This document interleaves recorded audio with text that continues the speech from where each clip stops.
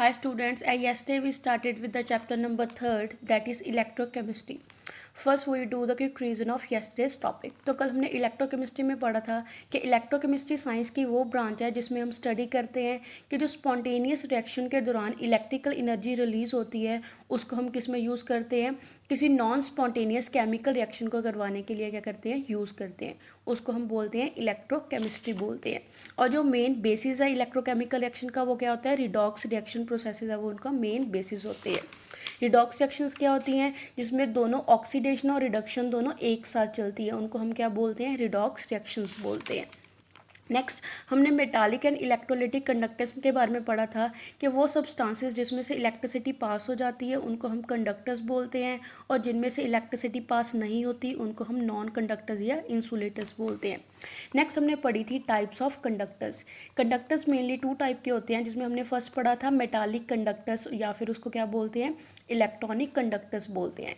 जो इन कंडक्टर्स में इलेक्ट्रिसिटी का फ्लो होता है वो किसकी वजह से होता है, due to the flow of electrons के कारण उनमें इलेक्ट्रिसिटी क्या होती है, कंडक्ट होती है। नेक्स्ट हमने सेकंड टाइप पढ़ी थी इलेक्ट्रोलाइट्स और इलेक्ट्रोलाइटिक कंडक्टर्स। इलेक्ट्रोलाइट्स में हमारे पास जो कंडक्टेंस है वो किसकी वजह से होगी, due to the movement of ions की वजह से इलेक्ट्रिसिटी क्या होती है, कंडक्ट होती है, जब वो सोल्यूशन किस में होती है, अपनी मोल्टन स्टेट या एक्व स्टेट में प्रेजेंट होती है। सॉलिड स्टेट में ये इलेक्ट्रिसिटी को कंडक्ट नहीं करती। नेक्स्ट हमने पढ़ा था नॉन इलेक्ट्रोलाइट्स, वो सब्सटेंसेस जो इलेक्ट्रिसिटी को कंडक्ट नहीं करते, ना ही वो मोल्टन स्टेट में इलेक्ट्रिसिटी को कंडक्ट करते हैं, ना ही वो एक्व सोल्यूशन की फॉर्म में इलेक्ट्रिसिटी को कंडक्ट करते हैं, उनको हम क्या बोलते हैं, नॉन इलेक्ट्रोलाइट्स बोलते हैं। नेक्स्ट हमने इलेक्ट्रोलाइट की क्लासिफिकेशन करी थी कि इलेक्ट्रोलाइट मेनली 2 टाइप के होते हैं। First one is strong electrolyte, second one is weak electrolyte. Strong electrolyte वो होते हैं जो कम्प्लीटली अपने सॉल्यूशन में आयंस में डिसोसिएट हो जाते हैं, उनको हम बोलते हैं स्ट्रॉन्ग इलेक्ट्रोलाइट्स। और वीक इलेक्ट्रोलाइट वो इलेक्ट्रोलाइट होते हैं जो कम्प्लीटली सॉल्यूशन में आयोनाइज नहीं होते हैं।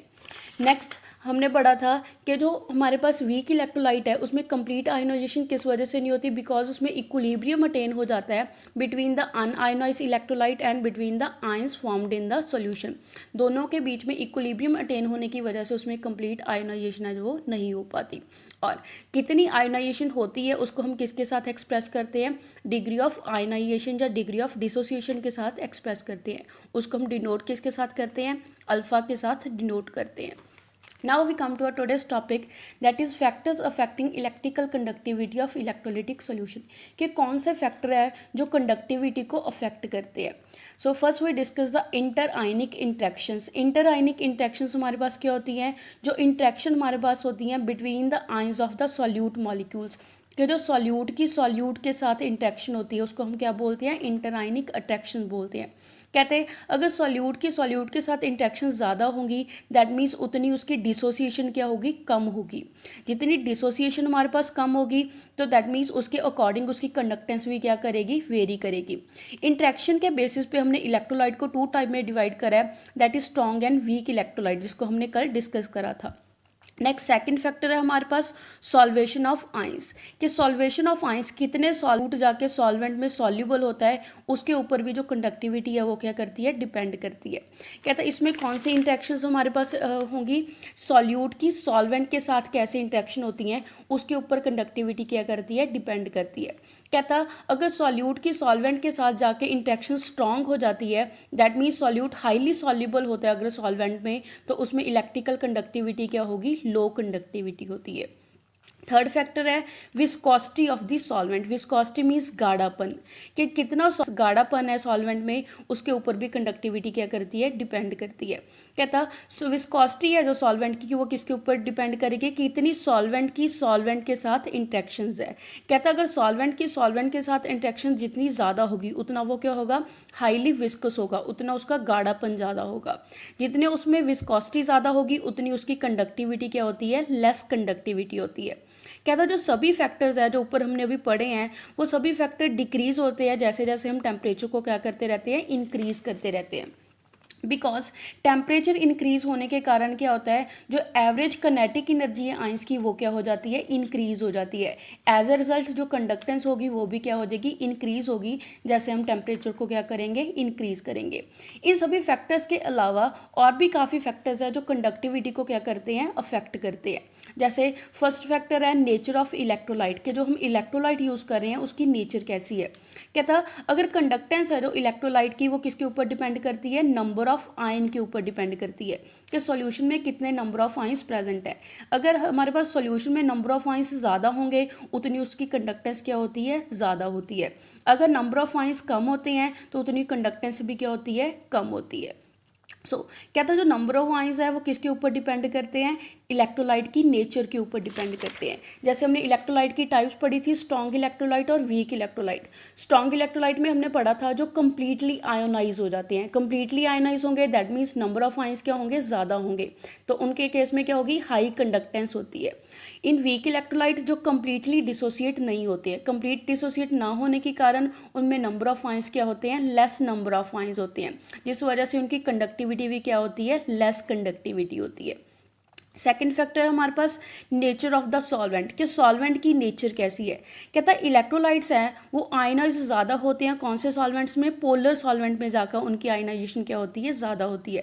दैट मीन्स जितनी हमारे पास सॉल्वेंट की पोलैरिटी ज़्यादा होगी उतनी उसकी आयनाइजेशन क्या होती है, ज़्यादा होती है। जितनी आयनाइजेशन ज़्यादा होगी उतनी उसकी कंडक्टेंस भी क्या होगी, इंक्रीज होती है। थर्ड फैक्टर है हमारे पास साइज ऑफ आयन प्रोड्यूस। कहता है जो आयंस प्रोड्यूस हुए हैं उसका कितना ज़्यादा साइज है वो भी क्या करता है, कंडक्टेंस को वेरी करता है। जैसे कहता है अगर सॉल्यूट जाके सॉल्वेंट में हाईली सॉल्वेटेड हों, जाके हाईली उसमें जाके डिजॉल्व हो जाएं, सॉल्यूबल हो जाएं, तो इफेक्टिव साइज है वो क्या हो जाएगा, इंक्रीज हो जाएगा। अगर इफेक्टिव साइज इंक्रीज हो गया दैट मीन्स वो फ्रीली मूव नहीं कर सकता, जिस वजह से उसकी कंडक्टेंस क्या हो जाती है, डिक्रीज हो जाती है। फोर्थ फैक्टर है कंसंट्रेशन ऑफ इलेक्ट्रोलिटिक सोल्यूशन, कि इलेक्ट्रोलिटिक सोल्यूशन की कितनी कंसंट्रेशन है उसके ऊपर भी कंडक्टेंस क्या करती है, डिपेंड करती है। जैसे कहता मोलर कंडक्टेंस है वो वेरी करती है with the concentration of electrolyte. In journal में कहता जो मोलर कंडक्टेंस होती है वो इंक्रीज होती है। कैसे इंक्रीज होगी, अगर हम कंसंट्रेशन को क्या कर देंगे, डिक्रीज कर देंगे। कंसंट्रेशन डिक्रीज मीन्स कि उसमें सॉल्यूट की अमाउंट है वो क्या होगी, कम होगी। अगर सॉल्यूट की अमाउंट सॉल्वेंट में कम होगी दैट मीन्स हमारे पास नंबर ऑफ आयंस क्या हो जाएंगे, इंक्रीज हो जाएंगे, जिस वजह से उसकी कंडक्टेंस क्या हो जाती है, इंक्रीज हो जाती है। लास्ट फैक्टर हमारे पास टेम्परेचर। कंडक्टिविटी है जो इलेक्ट्रोलाइट की वो टेम्परेचर के ऊपर कैसे डिपेंड करेगी, कि जैसे जैसे हम टेम्परेचर को इंक्रीज करेंगे वैसे हमारे पास कंडक्टिविटी भी क्या होती रहती है, इंक्रीज होती रहती है। बिकॉज आयंस को कनेटिक एनर्जी क्या मिलती है, ज़्यादा मिलती है, जिस वजह से वो क्या करते हैं, फास्ट मूव करते हैं, और जितना ज़्यादा आयंस की मूवमेंट होगी उतनी उसकी कंडक्टिविटी क्या होती है, हाई कंडक्टिविटी होती है। Next topic is electrolytic conduction. Electrolytic conduction क्या होता है, कहता है जब हम वोल्टेज अप्लाई करते हैं इलेक्ट्रोड के ऊपर, जब इलेक्ट्रोड को किस में डिप कराओ, इलेक्ट्रोलिटिक सॉल्यूशन के अंदर इलेक्ट्रोड को डिप कराओ, तब उसके ऊपर जो हम वोल्टेज अप्लाई करते हैं तो जो आयंस प्रोड्यूस होंगे वो मूव करना क्या कर देते हैं, स्टार्ट कर देते हैं, जिस वजह से इलेक्ट्रिक करंट उसमें से फ्लो होना क्या हो जाता है, शुरू हो जाता है।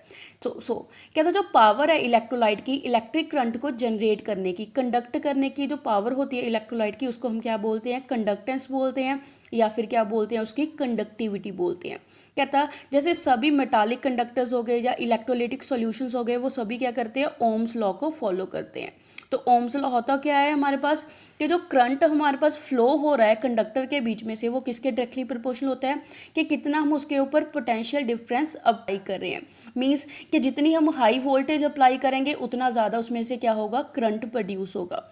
यहाँ पे आई हमारे पास क्या है, करंट की स्ट्रेंथ है जिसको हम एम्पियर्स में मेजर करते हैं, और वी हमारे पास क्या है, पोटेंशियल डिफरेंस है जिसको कंडक्टर्स के ऊपर अप्लाई करा है, इसको हम किस में मेजर करते हैं, वोल्ट में मेजर करते हैं। सो ये डायरेक्टली प्रोपोर्शनल का साइन हटा के आर लिख देते हैं। आर क्या है हमारे पास, जैसे हम करेंगे I is equal to V upon R, या फिर हम क्या लिख सकते हैं इसको, V is equal to I are.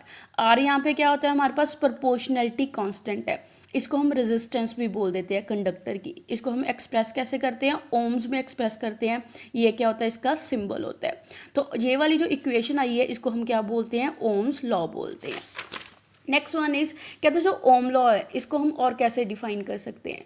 Ohm's law को कैसे डिफाइन करेंगे कि जो स्ट्रेंथ है करंट की फ्लो हो रही है कंडक्टर के बीच में से वो किसके डायरेक्टली प्रोपोर्शनल है हमारे पास, कि कितना पोटेंशियल डिफरेंस हम उसके ऊपर क्या कर रहे हैं, अप्लाई कर रहे हैं। पोटेंशियल डिफरेंस के डायरेक्टली प्रोपोर्शनल होती है और इन्वर्सली प्रोपोर्शनल किसकी होती है, रेजिस्टेंस की होती है, इन्वर्सली प्रोपोर्शनल होती है। नाउ हम कुछ बेसिक टर्म्स करेंगे जो कॉमनली हम इलेक्ट्रोकेमिकल चैप्टर में क्या करेंगे, यूज़ करने वाले हैं।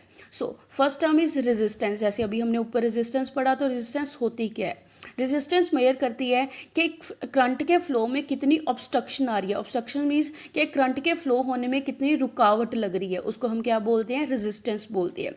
जो रेजिस्टेंस है किसी भी कंडक्टर की वो किसके डायरेक्टली प्रोपोर्शनल होती है, कंडक्टर की लेंथ के डायरेक्टली प्रोपोर्शनल होगी। और इन्वर्सली प्रोपोर्शनल किसके होती है, कंडक्टर के क्रॉस सेक्शन एरिया के क्या होगी, इन्वर्सली प्रोपोर्शनल होती है। तो यहाँ से हमारे पास रेजिस्टेंस क्या आ गया, is directly proportional to L by A. That means length के डायरेक्टली प्रोपोर्शनल है, एरिया ऑफ क्रॉस सेक्शन के क्या है, इन्वर्सली प्रोपोर्शनल है। यहाँ पे हम डायरेक्टली प्रोपोर्शनल का साइन हटा के लिख देते हैं रो। रो क्या है हमारे पास, ग्रीक लैंग्वेज का सिंबल है ये, इसको क्या है हमने एज अ प्रोपोर्शनैलिटी कांस्टेंट यहाँ पे यूज़ करा है। इसको हम स्पेसिफिक रेजिस्टेंस भी बोल देते हैं या फिर रेजिस्टिविटी भी बोल देते हैं।